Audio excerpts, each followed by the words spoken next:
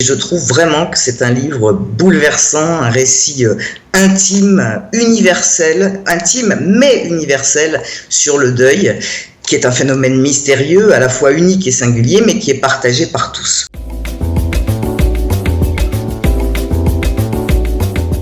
Et nous allons parler ce matin d'un roman, voilà, de Sarah Chiche.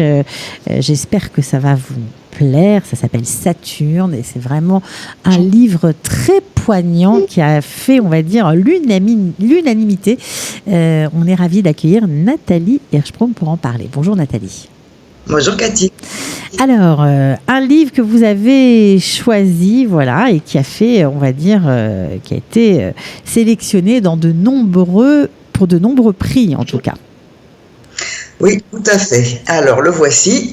C'est le dernier livre de Sarah Chiche, Saturne. C'est vraiment un roman de psychanalyste. J'aime bien, moi, varier les styles et pas être toujours dans les mêmes choses. Alors, il est paru le 20 août 2020 aux éditions du Seuil. C'est donc, on est en pleine rentrée littéraire. Et alors là, elle coche toutes les cases. Première sélection, Grand Prix du roman de l'Académie française, Goncourt, Femina et Médicis, rien que ça. Donc, Sarah Chiche est psychologue. Rare. J'imagine. Bah oui, c'est rare, c'est rare. Ça, là, c'est vraiment, elle est pratiquement dans toutes les sélections, c'est impressionnant. Il paraît que c'est un texte bouleversant. Je ne l'ai pas lu, mais on m'a dit que c'était vraiment quelque chose de tout à fait un ovni, voilà. Alors ouais, on va entrer un petit peu dans le détail. Donc il faut savoir que Sarah Chiche est psychologue clinicienne et psychanalyste et elle avait déjà été très remarquée l'année dernière lors de la publication d'un roman qui s'intitulait Enténébré. Alors dans Saturne, elle brosse le portrait d'êtres meurtris par la vie et voici la présentation que j'ai beaucoup aimée qu'en fait Jérôme Garcin, qui est directeur du service culturel du Nouvel Observateur et qui n'est autre que producteur et animateur de la célèbre émission Le Masque et la Plume sur France Inter. Alors il dit ceci: ce roman s'ouvre par la mort en 1977 de Harry, jeune de 34 ans. Il était le père d'une fillette de 15 mois, Sarah.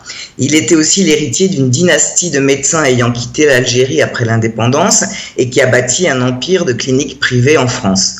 Mais voilà, contrairement à son frère, Harry était un rêveur, pas un gestionnaire. Il aimait les étoiles et avait épousé une femme, Ève, un peu trop belle et trop libre pour son milieu bourgeois. Et c'est le portrait romancé de ce fantôme de père que fait son orpheline de fille.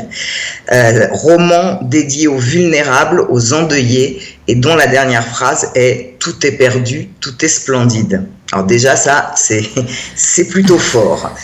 Alors moi j'ai trouvé que c'était un livre extrêmement dur et extrêmement beau. C'est aussi une grande histoire d'amour, celle d'une enfant qui aurait dû mourir, mais qui est devenue écrivain parce qu'une nuit, elle en avait fait la promesse au fantôme de son père. Alors, que pensent les critiques de la célèbre émission Le Masque et la Plume sur France Inter? C'est intéressant parce qu'en fait, il y a débat et ce débat, on le retrouve chez les libraires et chez les lecteurs.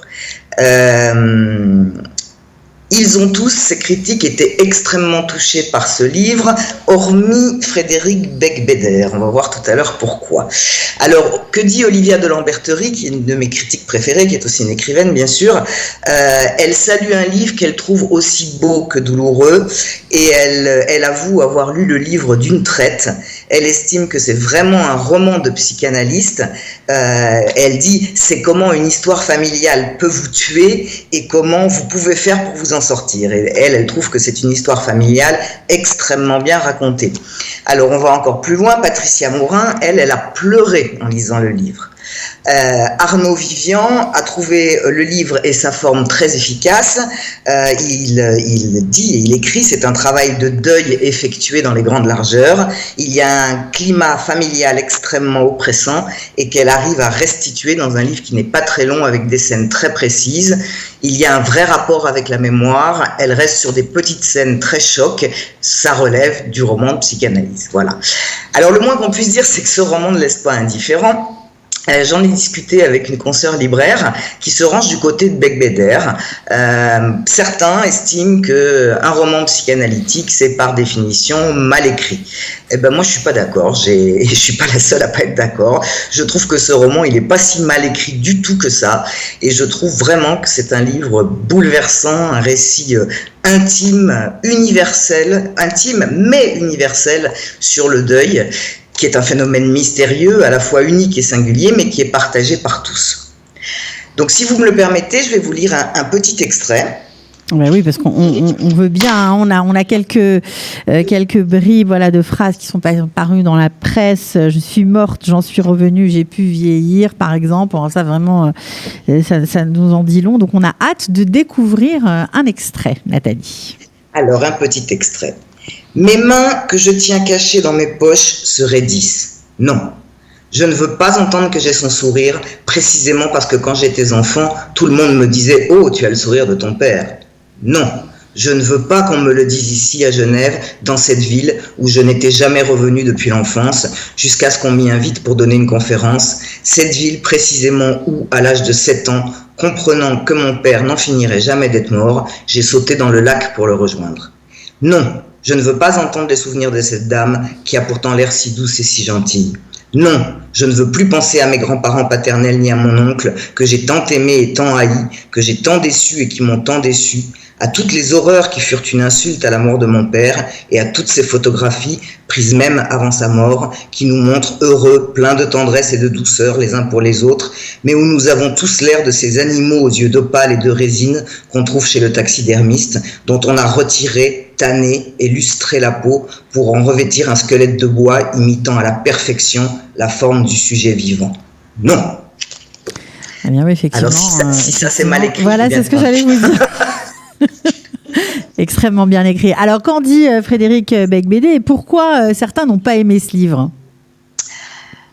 Moi, je suis pas dans la peau de Frédéric Becbédé. Lui, il dit, j'ai noté quelque part dans un petit coin, il dit, alors c'est mal écrit, c'est un imbroglio de lamentation familiale, la douleur ne suffit pas. Je trouve que c'est d'une cruauté sans nom. Moi, je suis pas du tout d'accord avec ça.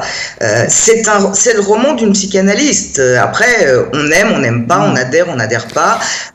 Moi, je trouve pas que c'est mal écrit. Non, mais ça va parler à beaucoup d'entre nous forcément, parce que c'est une histoire d'un destin, d'une famille. Ça parle de l'Algérie, ça parle de transbahutation, on va dire. Enfin bref, ça va vraiment toucher beaucoup de gens, je pense, qui ont vécu. C'est une énorme histoire de résilience. Moi, je suis reconnaissante à Sarah Chiche d'avoir écrit ce livre, parce que quelque part aussi, ça prouve que la psychanalyse, ça sert pas à rien, quoi.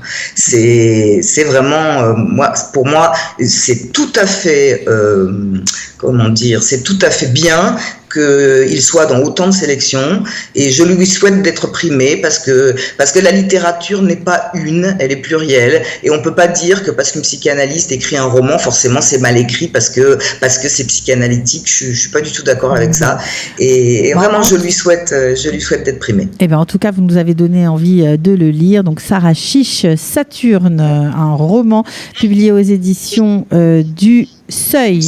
Voilà.